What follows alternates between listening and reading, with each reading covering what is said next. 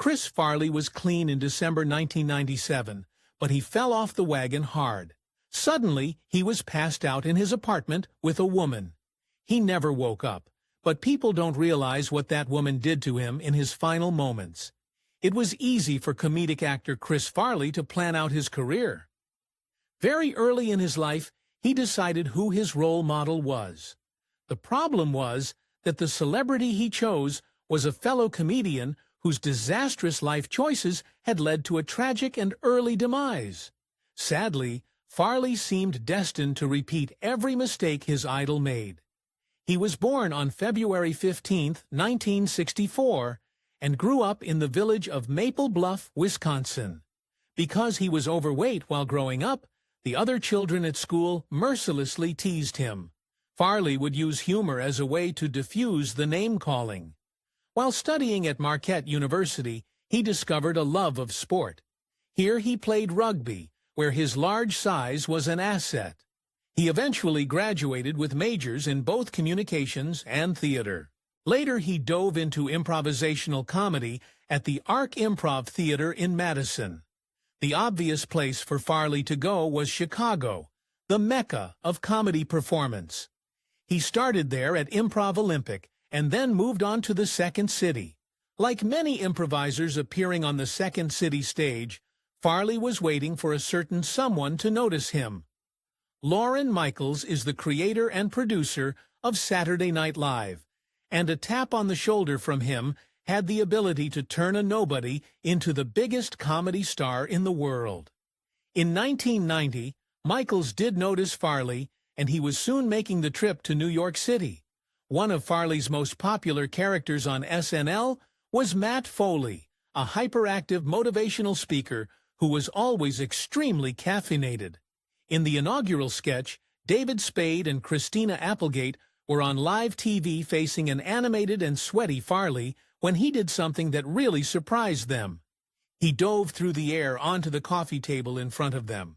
Their reactions are authentic because they had no idea what Farley was going to do, and the audience went wild. Matt Foley was out of the box, and Chris Farley was ready for the spotlight. For exclusive perks, like early access to new videos, priority replies to your comments, and to have your say on future content, consider becoming a Factor Nape member. On top of that, your support helps keep the channel going. Click the link in the description for more details. In 1995, he received an offer to appear in a film with his friend, David Spade.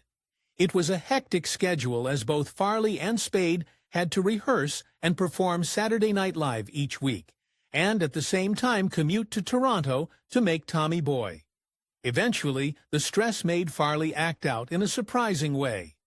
One night in Toronto, Spade went out with actor Rob Lowe without Farley because he said he was sick. When Farley found out, he had an over-the-top reaction. The next day on set, he walked angrily over to Spade, who was sitting on the ground eating a sandwich, and stomped directly on his hand. What followed was an all-out brawl, and Spade ended up at the bottom of some stairs. The two eventually stormed off to their trailers. This wasn't the only spat between Farley and Spade, but all of them ended in the same way, in a peaceful reconciliation. There was a good reason why Farley was on edge. One of the things that may have made him a little emotional was that he was abstaining from any substance use while filming Tommy Boy. Well, not all substances. Like his character Matt Foley, Farley was drinking copious amounts of coffee. Some say he drank up to 27 cappuccinos a day. Even though Farley had a crazy schedule while filming Tommy Boy, he refused to let a professional stuntman do his stunts. So yes, that really was him who face-planted at the fraternity party. And ever surprisingly spry for his size, he apparently got up right after with no injuries. Tommy Boy ended up being a huge and unexpected hit. Farley now had his pick of scripts for his next film. While working on SNL, Farley had found some like-minded people. People like Chris Rock, Adam Sandler, and Tim Meadows, the so-called bad boys of SNL. As it turned out, this name came from some crazy behind-the-scenes antics, from prank calls in the middle of the night to exposing their bare bums at every opportunity. Those scamps. One time, Farley was partying with a female friend in a 15th-floor hotel room. Being extremely drunk and typically rambunctious, he ended up almost falling through a window. Instead, he found himself in the ER with a gash from his wrist to his elbow. This incident started a struggle with painkillers that would continue for the rest of his life. In 1995, despite their fame, the brass at NBC had had enough of both Farley and Adam Sandler. Their hijinks off the set gave the studio no choice but to lay both of them off. Thanks to Tommy Boy, Farley was still in demand for movies. In fact, Paramount already had him locked into making Black Sheep with David Spade. But Farley wasn't going to make things easy for them. He had his sights set on another script he wanted to do. It was with rival Columbia Pictures, and it was called The Cable Guy. Farley had a good reason to want to bail on Paramount. Even though the studio was insisting that he appear in Black Sheep, the truth was that they didn't even have a script. They were desperately trying to get it written before Farley could legally get out of his contract. That's when someone came out of left field to throw a wrench into Farley's plan. Jim Carrey heard about the script for The Cable Guy and expressed interest. Chris Farley was a big deal, but Jim Carrey was Jim Carrey. Farley didn't stand a chance. And as salt in the wound, Carrey got himself a $20 million paycheck, while Farley was stuck with Spade, Paramount, and less than $1 million. Another issue for Farley in Black Sheep was the director. He wanted Tommy Boy director Peter Siegel, but he turned it down. In stepped Wayne's World director Penelope Spheris. But tempers flared immediately. Spade quickly complained that Farley was getting more time on screen than he was. It was true, and the reason was simple. Spheris thought that Farley was much funnier than Spade. Farley had also suddenly come to a realization, and it wasn't going to make Spade feel any better. Right in the middle of filming Black Sheep, Farley decided he wanted to show off his dramatic flair. He was actually hoping for even fewer scenes with Spade and more serious scenes with Tim Matheson. That's when Farley made a friendship-ending offer. He wanted to pay Spade not to be in the movie. But that wasn't the only thing coming between Farley and Spade. Back when they were filming Tommy Boy, Spade had started a friendship with Laurie Bagley, who had appeared as a skinny dipper in the film. Spade had a thing for her and then made the mistake of introducing her to Farley. Farley and Bagley hit it off and started a relationship.